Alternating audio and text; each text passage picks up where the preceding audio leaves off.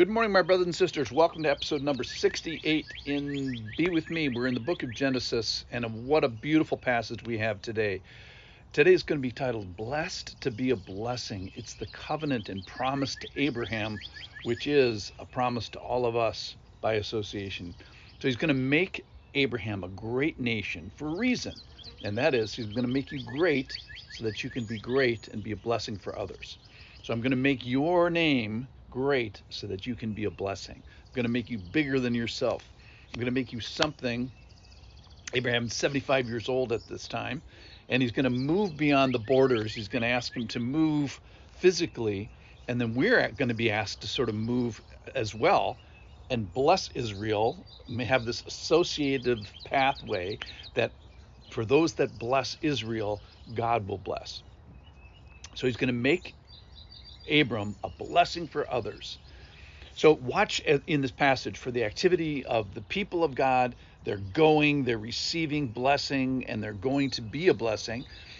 They're doing something that the Lord told them. They're going to take their relatives with them, and watch for the activity of the people that are not yet people of God. So when they're going to have a choice to bless the people of God. So don't dishonor the people of God, for that'll end in a curse. And so just listen to here. This is from Genesis chapter 12, 3 verses. Now the Lord said to Abram, he's not Abraham yet, go from your country and your kindred and your father's house to the land I will show you. And I will make you a great nation, and I will bless you and make your name great, so that you will be a blessing. I will bless those who bless you, and him who dishonors you I will curse, and in you all the families of the earth shall be blessed. So we see the absolute free will of the people and the decisions regarding God, and the free will of the people that have the choice to be associated with the people of God.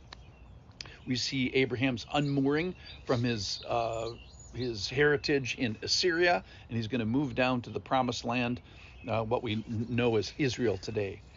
And we see these sobering and unconditional outcomes for this little nation, and the conditional outcomes of those nations that are associated with it.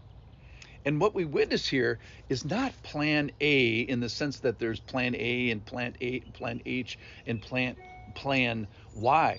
No, this is the only one plan, and one and only plan, and through this one and only people, in this one and only place, and eventually through a one and only Savior.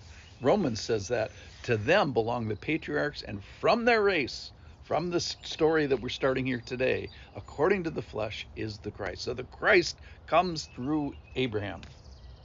So it's the only plan for Abraham. It's the only plan for Lot. It's the only plan for Sarai. It's the only plan for Nebraska. It's the only plan for Egypt. It's the only plan for the Maori people. It's every tribe, every tongue, every place is beholden to the story that we're starting here today. So Genesis is this book of beginnings, and here we see the covenant with Abraham. So there's conditions. So just like Noah obeyed, watch for the super important things that happen in the story, which is God tells Abraham to go, so Abraham went. So the spiritual walk teaching point here is what you do next, what you decide, what you say. So it's so important with this guy because Abram means exalted father, even though he has this many children, 0. And you kind of get this tension in the text of him trying to trust before the promises come through. Maybe this would be a different act of faith if he already had 12 children or something like that.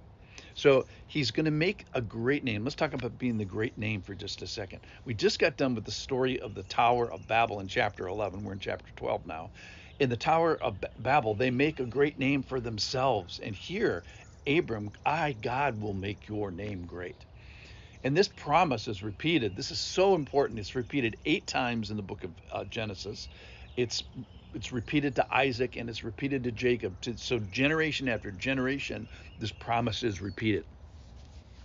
All right, so we have this favor here, this blessing that's being poured out And God is choosing in a way to identify that he is pleased, and that is by faith. So this person is going to, this person in the story is going to be, the whole rest of the Bible really is going to be a story of faith. And what is that?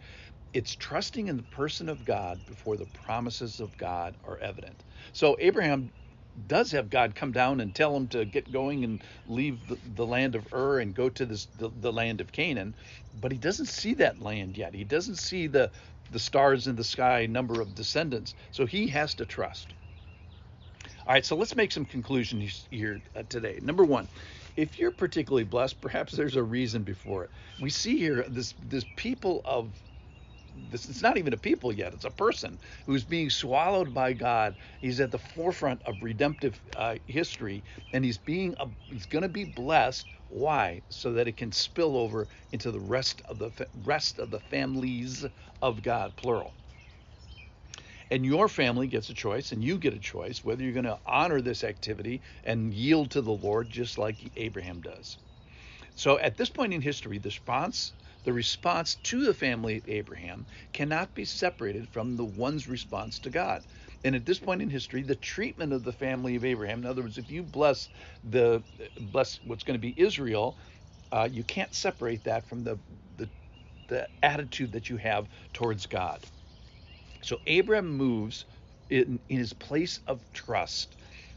He moves towards the desires of God. He moves towards the desires that may not be his own.